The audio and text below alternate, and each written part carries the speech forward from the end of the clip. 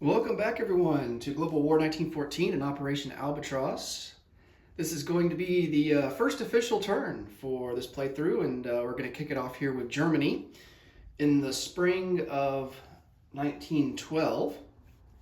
And so generally how this goes, if you're not familiar with the Global War series at all, each major country takes its turn, and it'll start off with technology, and then we'll roll for that, and then we'll go through our purchases, purchasing units, purchasing any decisions for conducting diplomacy, and then after that we'll do combat movement, and then we'll resolve any combat that we have, and then we'll do non-combat movement.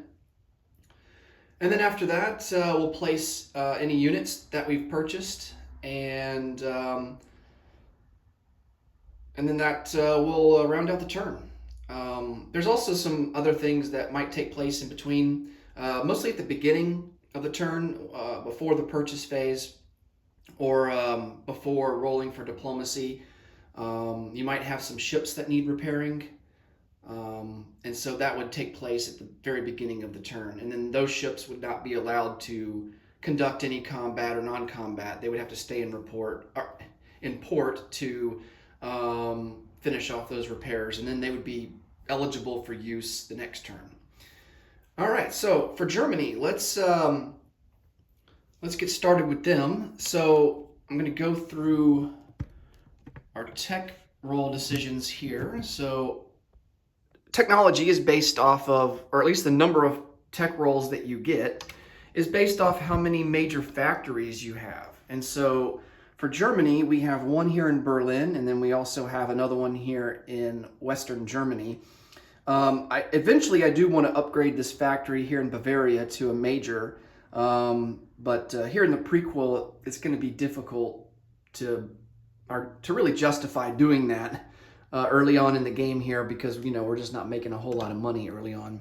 And then with the random event that we had in the last video, it cut our bank account in half. So we had to pay the $2 for the Moroccan crisis incident. So we're definitely not going to be using that money to go towards upgrading a factory anytime soon. All right, for technology, go over here to the tech chart. We have two roles, and we're going to go for defense in depth and wartime economy. And this is pretty standard choices here early in the game. Wartime economy is the best technology in the game. I think it's a must-have for every country, because when you complete it, it gives you the opportunity to roll some D6 die, and whatever value you roll, that you get that extra income at the end of your turn. So yeah, it's just fantastic tech. And then defense in depth, of course, as you might guess from the name, that will allow us, when we finish it off, that will allow us to more easily form trench lines. So that has to do with, and I'll get into trench lines and all that. I don't want to make this video too long, but as we come across it, I'll explain trench lines and how all that works. But the threshold in order to create a trench line actually becomes easier when you finish off the defense in depth technology. All right, so let's come over here and let's roll for these techs and see if we succeed in any of them.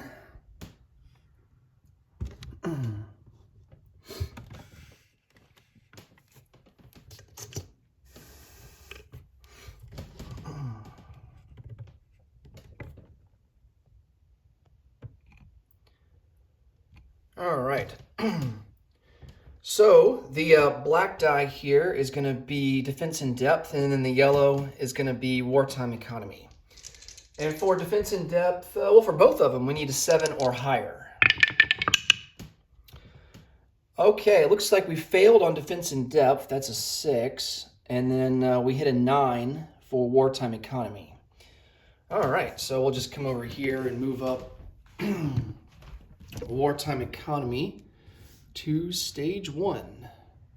All right.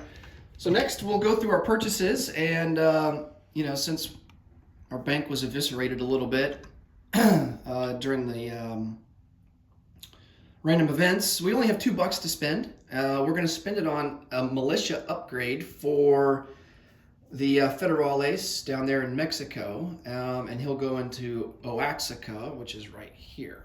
And then we have access to a port to be able to send that Lend-Lease from Germany all the way down across the Atlantic into Mexico. Sending Lend-Lease and supply lines and all that is a little different than the 36 game. In the 36 game, you have to draw a supply path, and you have to do that as well in this game, but the supply paths in this game, as I understand it, are unlimited. I mean, there's no range limitations, and so that makes it a whole lot easier. So with that, let's talk about some strategy, because that will play into some of our strategy here in Mexico and how we're going to defend.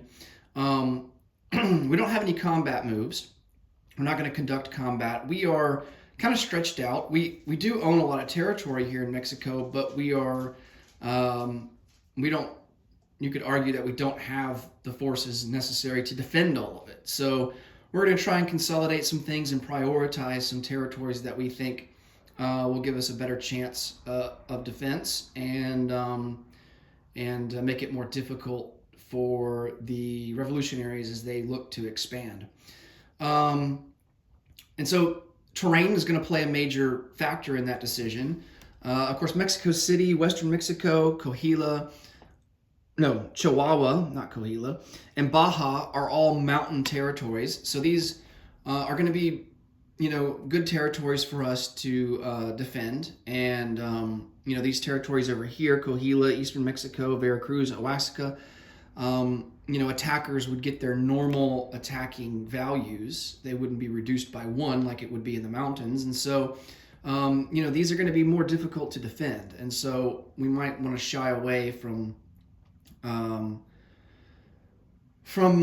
defending there. And, by keeping Chihuahua, by default, we would also keep Baja. So basically you get a 2-for-1 deal here. And so we definitely want to defend this, because the more territory we have, that increases our chances of hitting on a recruitment roll. And so a recruitment roll is basically you roll a dice, and the value that you get, if it's the value of the number of territories that you occupy or less, then you get a free infantry or 2 free militia to place anywhere in any territory that you occupy. And so so getting this 2-for-1 deal here effectively is really going to be really good for us. And then we don't want our forces to be split in case if they take Western Mexico. So we're going to move some troops over here into Western Mexico to reinforce that territory. I don't know if we're going to try and keep Oaxaca. I suspect that on the United States turn, the revolutionaries are definitely going to come down into Eastern Mexico and take that. And then maybe their cavalry will probably come down and take Veracruz as well. But and then we'll have to make a decision on whether or not we think it's, in our favor to keep Oaxaca. So having the reduced funds kind of hurts. Instead of being able to buy an extra infantry, just outright, and maybe even conducting some diplomacy, now we're forced to. The only really option that we have now is to really upgrade one of these militias. All right. So we also have a railway here that goes from Veracruz all the way up. So this is pretty strategic as well. But we can still receive Lend-Lease over here on the West Coast. So the American Lend-Lease is going to come down through here or through the port. It can come either way. But our Lend-Lease can, travel through the Atlantic, South Atlantic, and then all the way across the South Pacific up to the west coast of Mexico in order to receive the Lend-Lease, instead of having to go through here. And then once war breaks out, if the Civil War is still going on, the Americans can just put submarines here. And there's only one path to these ports, one sea zone. So I don't know, once war breaks out, it might be better for us, less chance for interdiction by submarines to come down through this way. Okay, enough of that. So we're just going to go ahead and we're going to move some guys. This guy's going to go up here from Western Mexico to Chihuahua. And then we're going to send all three, well, not all three, but we're going to send 2 of them from Eastern Mexico into Western Mexico. And then an infantry is going to go into Western Mexico, and I'll get a sculpt out for that. I'll do all that, clean all that up off camera. All right, so then the final phase here is to just place an infantry. Our infantry upgrade, which will travel down all across the Atlantic and then come down here into Oaxaca. And that militia there will get upgraded to an infantry. And that's pretty much how that goes. So we spent our $2, so that's gone, but we'll get 2 of it back. And we'll end up with $4 for next turn because our income is 4. All right, that will do it for Germany. Thanks so much for watching. Next up will be the British Empire. Until next time, take it easy. Bye for now.